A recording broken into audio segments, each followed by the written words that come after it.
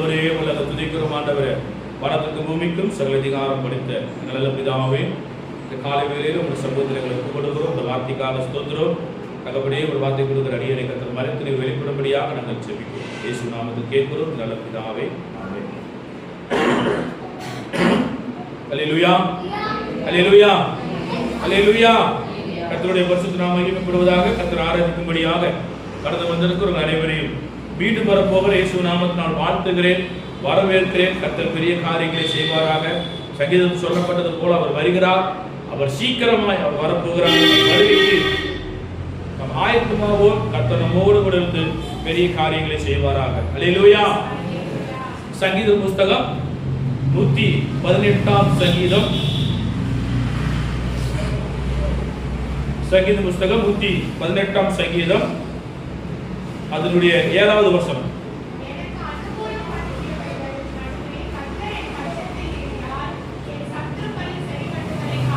அல்லேலூயா. அதை 6வது வசனத்தில் வாசிக்கலாம்.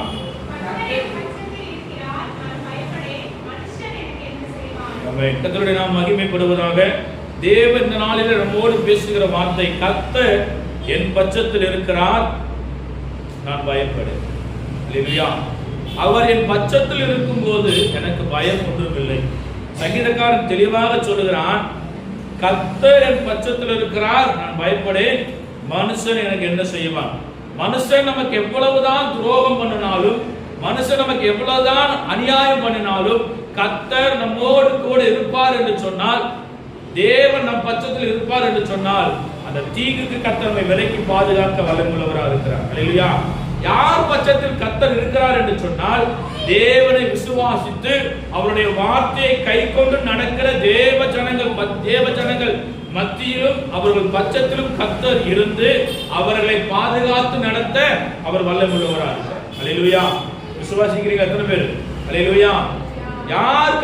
யாருடைய பட்சத்திலே கர்த்தர் நிற்பார் என்று சொன்னால், கர்த்தரை விசுவாசித்து அவருடைய வார்த்தையை கை கொண்டு நடக்கிற தேவ ஜனங்களுடைய குடும்பங்களிலே கர்த்தர் பட்சமாய் இருந்து அவர்களை ஆசீர்வதித்து நடத்த வல்லமையுள்ளவராக இருக்கிறார்.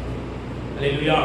கர்த்தர் என் பட்சத்தில் இருந்தார் என்று சொன்னால் எனக்கு என்ன நன்மை கிடைக்கும் என்று சொன்னால், முதலாவது, 1, ஜெயம் எனக்கு கிடைக்கும். அல்லேலூயா. 2வது, அவர் என் பட்சத்தில் இருப்பார் என்று சொன்னால் என்னுடைய வேதனை நீங்கும். 3வது காரியமாக, அவர் என் பட்சத்தில் இருப்பார் என்று சொன்னால் அற்புதம் எனக்கு உண்டாகும். அல்லேலூயா. என் வாழ்க்கையிலே அற்புதம் நடக்கும்படியாக என்னுடைய வேதனை நீங்க வேண்டும் என்று சொன்னால், எனக்கு ஜெயம் கிடைக்க வேண்டும் என்று சொன்னால், கர்த்தர் என் பட்சத்தில் இருந்தால் மாத்திரமே இது நடக்கும். அல்லேலூயா. கர்த்தர் என் பட்சத்தில் இல்லை என்று சொன்னால் என்னுடைய வாழ்க்கை மிகவும் மோசமான சூழ்நிலை. கர்த்தர் என் பட்சத்தில் இல்லை என்று சொன்னால், கர்த்தர் என்னோடு கூட இல்லை என்று சொன்னால், ஒரே ஒரு சம்பவத்தை மாத்திரம் மத்தியில் சொல்லுகிறேன். சவுலை குறித்து நீங்க பார்த்திருப்பீங்க. சவுல் தேவனால் தெரிந்து கொள்ளப்பட்ட இஸ்ரவேலுக்கு முதலாவது கொடுக்கப்பட்டிருக்கிற ராஜா. 1 சாமுவேல் புத்தகத்தில் நீங்க வாசிக்கும் போது சவுல் ராஜா என்ன செய்கிறாராம்? தேவனுடைய வார்த்தைக்கு கீழ்ப்படியல. அவ சாமுவேல் தீர்க்கதரிசி சொல்றான், நான் வர வரைக்கும் காத்துரு, நான் வந்து பலி செலுத்தலான்னு சொல்லி. ஆனா சரி, ஆனா சவுல் ராஜா அங்க சாமுவேலுடைய வார்த்தைக்கும் தேவனுடைய வார்த்தைக்கும் அவன் கீழ்ப்படியவில்லை. கீழ்ப்படியாத நிமித்தமாக அவருடைய ராஜ்யபாரம் சவுலை விட்டு எடுத்து போட்டது.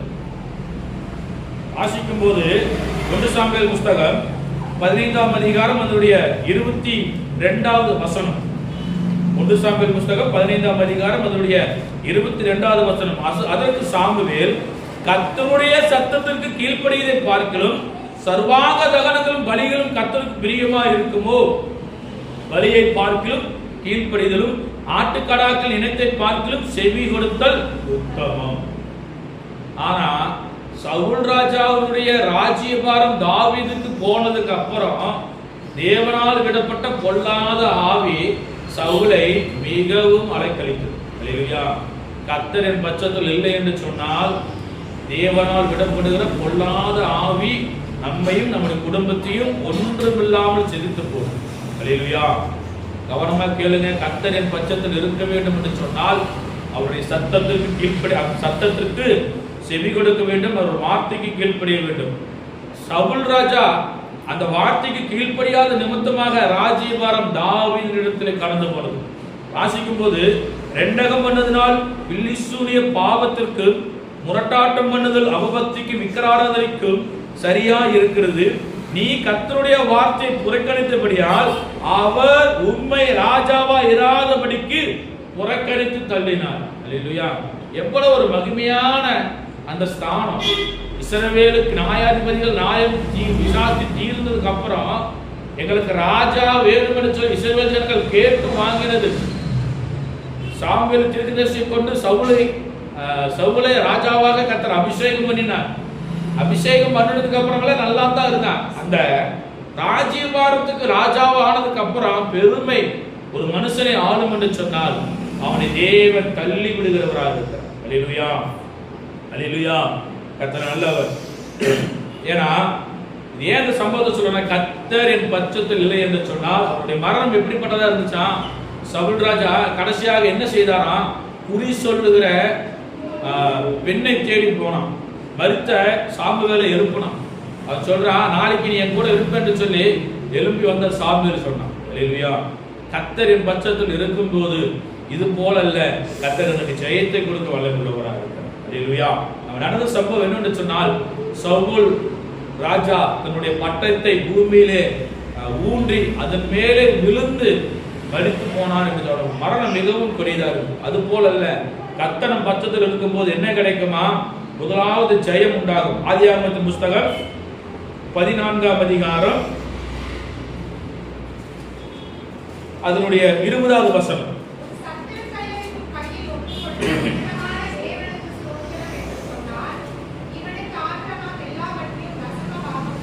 அல்லேலூயா! இங்க உன் சத்துருக்களை உன் கையிலே ஒப்பு கொடுத்த உன்னதமான தேவனுக்கு ஸ்தோத்திரம் என்று சொன்னான். யார் சொன்னானா? மெல்கிசேதேக்கு சொல்லுகிறான், உன் சத்துருக்களை உன் கையிலே ஒப்பு கொடுத்த தேவனுக்கு ஸ்தோத்திரம் உண்டாவதாக என்று சொல்லி ஆபிரகாமுக்கு மெல்கிசேதேக்கு சொல்லுகிறார் இந்த வார்த்தை. ஏன் இந்த வார்த்தை அந்த ஜெயத்தை சொல்லுகிறார் என்று சொன்னால், உன் சத்துருக்கள் உன் கையிலே ஒப்பு கொடுத்த உன்னத தேவனுக்கு. இங்கு ஆபிரகாமுக்கு ஜெயம் கிடைக்கிறது எதற்கு என்று சொன்னால், ஆபிரகாமுடைய சகோதரனா இருக்கிற லோத்தை அவங்க சிறைபிடித்துக் கொண்டு போறாங்க ஒரு சில ராஜ்யங்கள். வாசிக்கும் போது 14ஆம் அதிகாரம் அதனுடைய 1வது வசனம். 1வது வசனம்.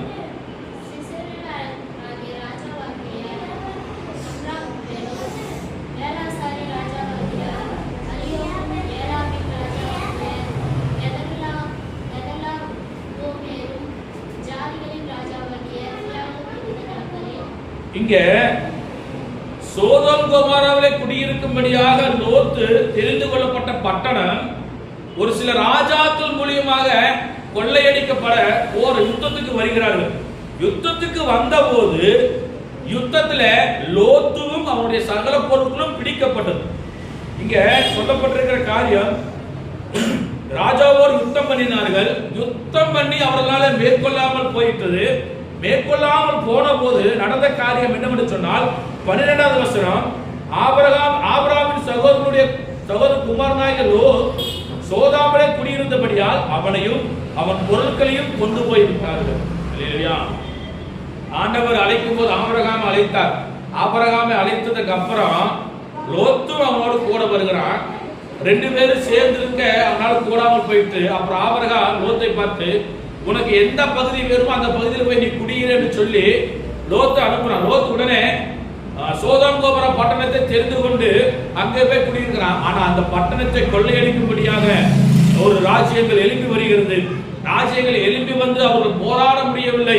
யுத்தம் பண்ண யுத்தத்தை தோல்வியை தழுவுகிறார்கள். தோல்வியை தழுவின போது லோத்தும் அவனோடு இருந்த பொருட்களும் அவனுடைய எல்லாவற்றையும் பிடித்து கொண்டு போன இந்த சம்பவம் ஆபிரகாமுக்கு தெரிவிக்கப்படுகிறது. ஆபிரகாமுக்கு தெரிவிக்கப்பட்ட உடனே ஆபிரகாம் என்ன செய்தாராம்? 14வது வசனம் வாசிக்கலாம்.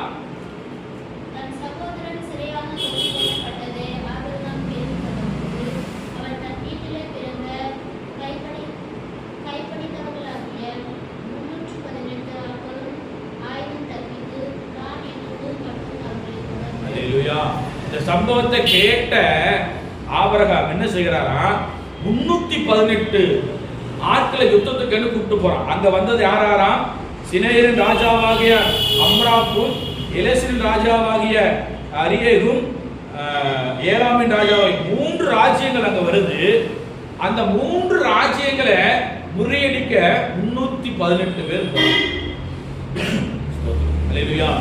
318 பேர் அங்க போனபோது என்ன செய்யறானா, தன் வீட்டிலே பிறந்த கைப்படிந்தவர்களாகிய 318 ஆட்களுக்கும் ஆயுதம் தரிப்பித்து தான் என்னும் ஊர் மட்டும் அவர்களை பின்தொடர்ந்து ராக்காலத்திலே அவனும் அவன் வேலைக்காரரும் பிரிந்து பவுஞ்சாய் அவர்கள் மேல் விழுந்து அவர்களை முறியடித்து தமஸ்கு இடதுபுறமான ஓவா மட்டும் துரத்தினார்கள். அல்லேலூயா.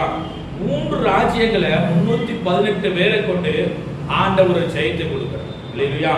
ஏன்னா ஆபிரகாமின் பட்சத்திலே கர்த்தர் இருந்தபடியால் தேவன் அங்கே ஜெயத்தை கொடுக்கிறார். 318 பேரை வைத்து 3 ராஜ்யங்களை முறியடிக்க முடியும் என்று சொன்னால், அல்லேலூயா, தேவன் நம்மை கொண்டு நம்முடைய குடும்பத்துக்கு விரோதமாக எழும்பி நிற்கிற, நம்மை கொண்டு நம்முடைய குடும்பத்துக்கு விரோதமாக கிரியை செய்து கொண்டிருக்கிற எல்லா சத்துருக்களும் முறியடிக்க தேவன் எவ்வளவு வல்லமுள்ளவராக இருக்கிறார். அல்லேலூயா, அல்லேலூயா. இங்க அவன் யுத்தம் பண்ணனதுக்கு அப்புறம் சகல பொருட்களையும் திருப்பி கொண்டு வந்தான். அல்லேலூயா.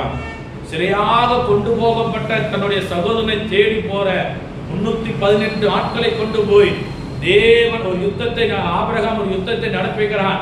கர்த்தர் ஆபிரகாமின் பட்சத்தில் இருந்தால் கர்த்தர் அற்புதத்தை கர்த்தர் செய்தார். 15வது வசனம் வாசிக்கும் போது அதுல அவர்கள் தேவன் நம் பட்சத்தில் இருக்கும் போது ஜெயத்தை அவர் கொடுக்கிறவராக இருக்கு. அது மாத்திரமல்ல, சகலவற்றையும் திருப்பிக் கொள்ள கர்த்தர் நமக்கு உதவி செய்வாராக. அல்லேலூயா. அவன் நடந்த காரியம் 11, சகல பொருட்களையும் திருப்பி கொண்டு வந்து தன் சகோதரர் லோத்தையும் அவனுடைய பொருளையும் ஸ்திரீகளையும் ஜனங்களையும் திருப்பி கொண்டு வந்தான். அவனை மாத்திரம் கொண்டு வரல, சோதோம் கொமோராவின் பட்டணத்தில் இருக்கிற எல்லா ஜனங்களையும் அவன் அழைத்து கொண்டு வந்தான் என்று சொல்லி பார்க்கிறோம். சரி, அல்லேலூயா, அல்லேலூயா.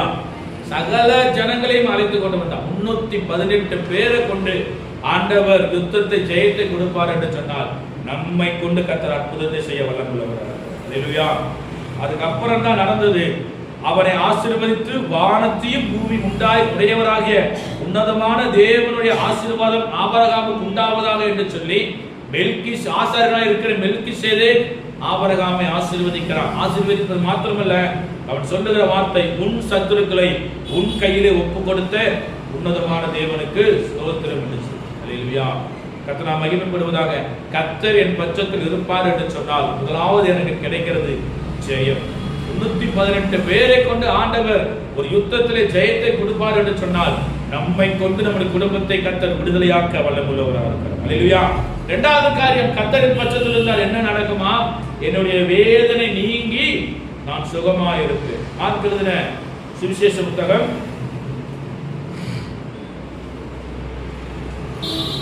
5ஆம் அதிகாரம் அதனுடைய 34வது வசனம் எல்லாருக்கும் தெரிந்த ஒரு வேத பகுதி தான்.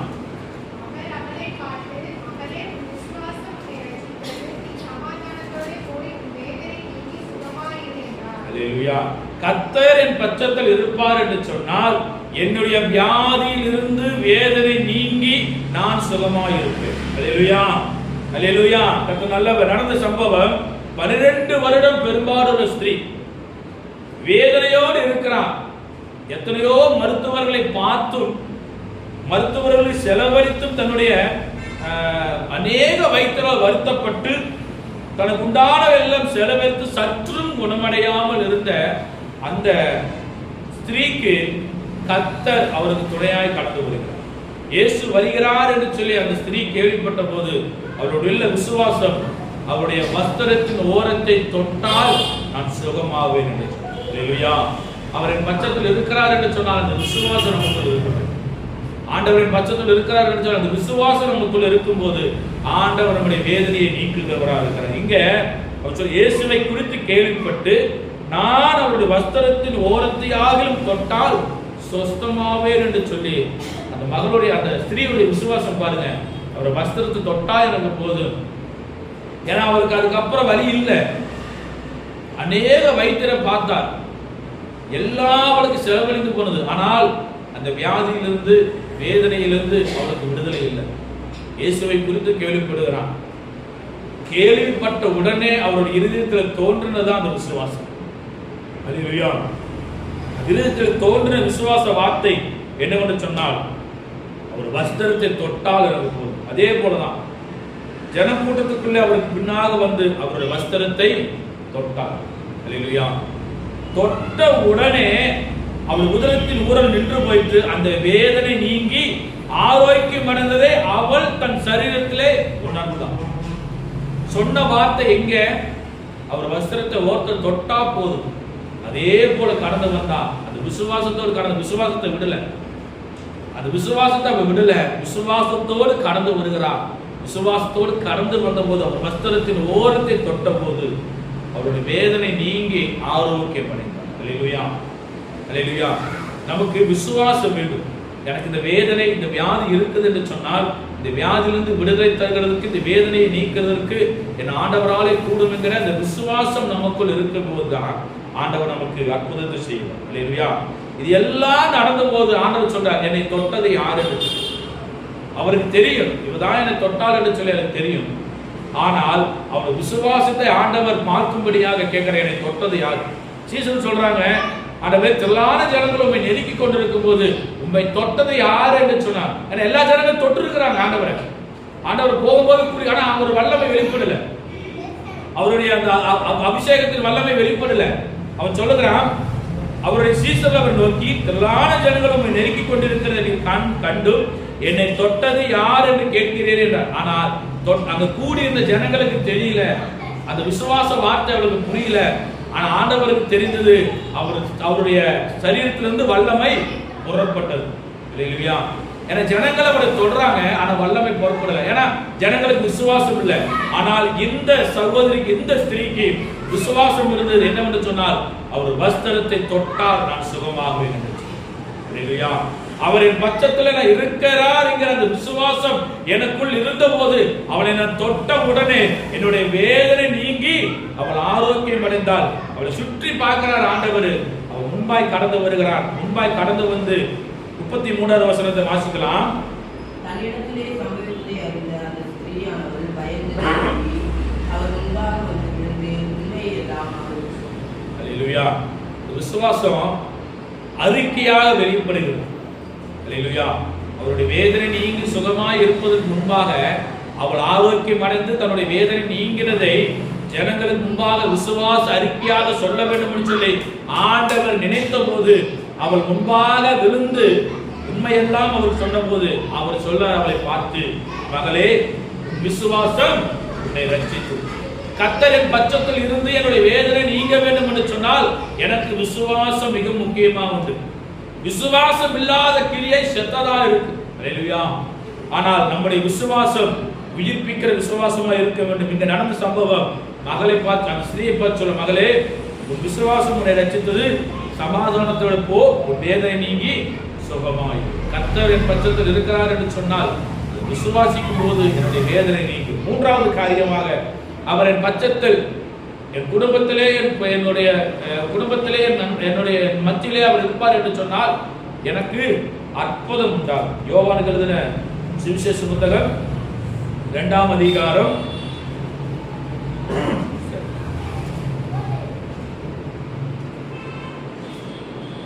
கானாவூர் கல்யாணத்தில் ஆண்டவர் அழைக்கப்படுகிறார். இயேசு கிறிஸ்து அழைக்கப்படுகிறார். அங்க ஒரு குறைவு வருகிறது. கர்த்தர் அங்கதான் இருக்கிறார். அந்த கல்யாண வீட்டுல ஆண்டவரும் அழைக்கப்படுகிறார். வாசிக்கலாம் 1-2 வசனங்கள். 3ஆம் நாளிலே கலிலேயாவில் உள்ள கானாவூரிலே ஒரு கல்யாணம் நடந்தது. இயேசுவின் தாயும் அங்கே இருந்தார். இயேசுவும் தம்முடைய சீஷர்களும் அந்த கல்யாணத்துக்கு போனார்கள். அல்லேலூயா. கானாவூரிலே 3ஆம் நாளிலே கலிலேயாவில் உள்ள கானாவூரிலே ஒரு கல்யாணம் நடந்தது. அந்த கல்யாணத்துக்கு இயேசுவும் அவருடைய சீஷர்களும் அழைக்கப்பட்டார்கள். அழைக்கப்பட்ட சமயத்திலே அங்க ஒரு குறைவு, திராட்சரசம் குறைவுபட தொடங்கியது. இயேசுவின் தாய் அதை அறிந்து அவரிடத்தில் சொல்லுகிறார். அவர் அவரை பார்த்து சொல்றார், ஸ்திரியே, எனக்கும் உனக்கும் என்ன, என் வேலை இன்னும் வரவில்லை என்று. இப்படி நடந்ததுக்கு அப்புறம் ஆண்டவர் அங்கே இருந்தபடியால் அந்த குறைவை ஆசீர்வாதமாக மாற்றும்படியால் ஒரு அற்புதம் செய்கிறார். அவருடைய தாய் வேலைக்காரரை நோக்கி, அந்த தாயாருடைய விசுவாசம் பாருங்க. இப்படி சொன்னதுக்கு அப்புறம் யாராவது கோபப்படாம இருப்பாங்களா? அதற்கு இயேசு, திரியே, எனக்கும் உனக்கும் என்ன, என் வேலை இன்னும் வரவில்லை என்று சொல்லி தன்னுடைய தாயை பார்த்து சொல்லுறார். சரி, அவருடைய தாயை பார்த்து சொல்லுகிறார், சிறியே உனக்கும் எனக்கும் வேணும். இது இந்த நாட்களே நம்ம கேட்டோம்னா நம்ம ஏதாவது எடுத்து அடிப்பாங்களா, இருக்க மாட்டாங்க இல்லையா? இந்த வார்த்தையை நம்ம பெற்ற தாய்கிட்ட போய் உனக்கும் எனக்கு என்ன அப்படின்னு சொல்லி கேட்டோம்னா எதிர எடுத்து அடிப்பாங்க சொல்லுங்க. ஆனா அந்த நாட்களிலே கேட்ட கேள்விக்கு அப்புறம் இயேசுவின் தாயார் அவருடைய தாயார் வேலைக்காரரை நோக்கி அவர் உங்களுக்கு என்ன சொல்லுகிறாரோ அதன்படி செய்யுங்கள் என்றார். அல்லேலூயா. அங்க அற்புதம் நடக்க வேண்டும் என்று சொன்னால் கோபம் அல்ல, தேவனுடைய கரத்திலே ஒப்பு கொடுக்க வேண்டும். அவர் வேலைக்காரர் பார்த்து சொல்ல, அவர் உங்களுக்கு என்ன சொல்லுகிறாரோ அதன்படி செய்யுங்கள் என்று சொன்னார். யூதர்கள் தங்களை சித்தீகரிக்கும் முறையின்படி அங்கே 6 கச்சாரிகள் உண்டு. அந்த 6 கச்சாரிகள் வெளியே ஒதுக்குப்புறமாக வைக்கப்பட்டிருக்கிற அந்த கச்சாரியில ஆண்டவர் தண்ணீரை நிரப்ப சொல்லுவார். அல்லேலூயா. அவர் என் பட்சத்தில் இருப்பார் என்று சொன்னால் எனக்கு அற்புதம் உண்டாகும். அல்லேலூயா. எனக்கு ஜெயம் உண்டாகும். என்னுடைய வேதனை நீங்கி நான் சுகமா இருக்கிறேன். இங்க நடந்த காரியம் அற்புதத்தை கர்த்தர் செய்கிறார். கல்யாண வீட்டில் ஆண்டவர் செய்கிற முதலாவது அற்புதம் கானாவூர் கல்யாணத்தில் செய்கிற முதலாவது அற்புதம் என்னவென்று சொன்னால், திராட்சரசம் குறைவுபட்ட போது அந்த திராட்சரசத்தை ஆண்டவர் உருவாக்கி கொடுத்தார். அல்லேலூயா. அவர் சொல்றார் வேலைக்காரரை பார்த்து, அந்த ஜாடிகளை தண்ணீரை நிரப்புங்கள் என்றால் அவர்கள் அவைகளை நிறைய நிரப்பினார்கள். நிரப்பினதுக்கு அப்புறம் ஒன்று பதிவு விசாரித்து கொண்டு போனாங்க. வேலைக்காரர்களுக்கு என்ன இப்படி செய்கிறாரே அப்படிங்கிற ஒரு சந்தேகம் வந்திருக்கு. ஆனால் அவருடைய தாயார் சொன்ன வார்த்தையை அவர்கள் நம்பினார்கள். அவர் இருக்கிறாரு, ஒரு குறையும் இருக்காது, ஏதோ ஒரு அற்புதம் நடக்கும் என்று சொல்லி சரி வேலைக்காரர்களுக்கு தெரியும். அவர்கள் அவரை நோக்கி நீங்கள் இப்பொழுது கொண்டு பந்தி விசாரிப்புக்காரனிடத்தில் கொண்டு போங்கள் என்றார். அவர்கள் கொண்டு போனார்கள். அவங்க ஒரு விசுவாசம் இல்லாம, நம்பிக்கை இல்லாம, இது எப்படி தண்ணியா இருக்குது, நாங்க எப்படி கொண்டு போவோம்னு சொல்லி அவங்க கேள்வி கேட்கல. அங்க நடந்த சம்பவம், அவர் சொன்ன வார்த்தைக்கு கீழ்ப்படிந்து கடந்து போனபடியால் அற்புதம் அங்க நடந்தது. அல்லேலூயா. அது ஆண்டவர் சொல்றார், வலியை பார்க்கிலும் கீழ்ப்படிதல் உத்தமம். ஆண்டவரின் பட்சத்தில் இருக்க வேண்டும் என்று சொன்னால், ஆண்டவர் என்னோடு கூட இருக்க வேண்டும் என்று சொன்னால், அவருடைய வார்த்தைக்கு நான் கீழ்ப்படியும் போது, அவருடைய வார்த்தையை நான் கை கொண்டு நடக்கும் போது, தேவனுடைய சத்தத்துக்கு நான் செவி கொடுக்கும் போது, அவரின் பட்சத்திலிருந்து எனக்கு ஜெயத்தை கொடுப்பார். அது மாத்திரமல்ல, என்னுடைய வேதனை, வியாதியிலிருந்து வேதனைங்கிற வியாதியில் இருக்கிற என்னுடைய வியாதி எல்லாம் நீக்கி என்னை சுகமா இருக்க பண்ணுவார். அது மாத்திரமல்ல, என் குடும்பத்திலே ஒரு அற்புதத்தை அவர் செய்ய வல்லவராக. வாசிக்கலாம் 9வது வசனம். அந்த திராட்சரசம் எங்கே இருந்து வந்தது என்று தண்ணீரை கொண்டு வேலைக்காரருக்கு தெரிவித்து பந்தி விசாரிப்புக்கு தெரியாது. அந்த திராட்சரசம் மாநில தண்ணீரை சுற்றி பார்த்தபோது மணவாளனை அங்க அந்த திராட்சரசத்தை கொண்டு போய் பந்தி விசாரிப்புக்காரன் கொடுக்கிறான். அதை கொண்டு போனவருக்கு தான் தெரியாது தண்ணீர் என்று சொல்லி. பந்தி விசாரிப்புக்காரனுக்கு தெரியாது இது வெறும் தண்ணி தான் என்று சொல்லி. ஆனால் இங்க கொண்டு போய் அவன் கையிலே மாறும் போது அது திராட்சரசமாய் மாறினது. அப்போ நடந்த திராட்சரசம் மாறின தண்ணீரை இசி பார்த்த போது மணவாளனை அழைத்து, எந்த மனுஷனும் முன்பு நல்ல திராட்சரசத்தை கொடுத்து ஜனங்கள் திருப்தி அடைந்த பின்பு ருசி குறைந்ததை கொடுப்பான், நீரோ நல்ல ரசத்தை இதுவரைக்கும் வைத்து இருக்கிறீரே என்று சொல்லி மணவாளனை அங்கே திராட்சரசம் குறைவுபட்டதை எல்லாம் அறிந்த போதும் கூட மணவாளனை அழைத்து நல்ல காரியத்தை சொல்லுகிறான், இதுவரைக்கும் நீர் நல்ல திராட்சரசத்தை கொடுத்திருக்கிறீர். இவ்விதமாய் இயேசு இந்த முதலாம் அற்புதத்தை கானாவூர் கல்யாணத்திலே காட்ட செய்தார். அல்லேலூயா.